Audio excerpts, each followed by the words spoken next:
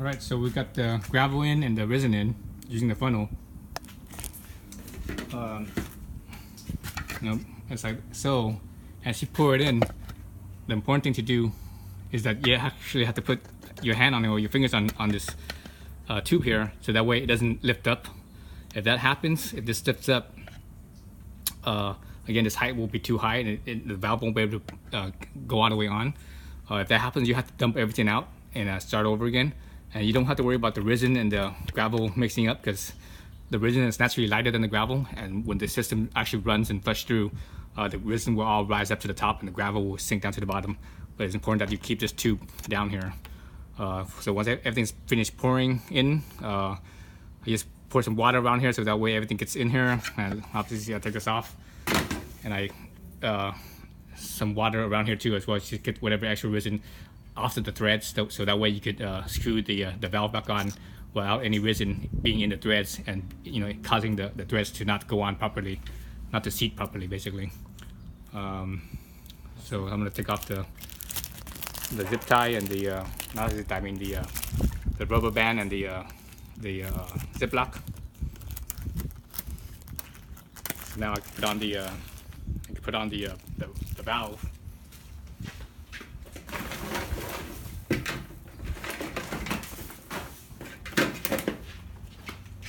Valve here, this part of the valve here has already been rinsed, so everything's rinsed, so it's pretty clean. So this is the O-ring here. Double check your O-ring, make sure it's in good condition. This one looks okay, and you should be able to just use it as is. Or if you want to be extra careful about it, you could actually get a little bit of silicone grease and grease the silicone grease on the O-ring. But I don't think we'll find it. I actually still see a little bit of silicone grease on it, so I think it'll be fine. So slip it through like so. Just basically thread it on. All right.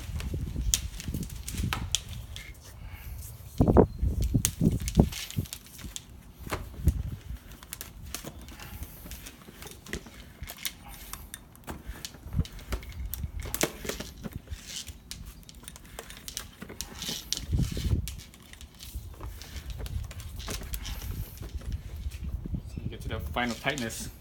It helps to have a hand, but you don't necessarily need a hand. You could just basically bear hug the tank with your legs, using your knees, and twisting this on.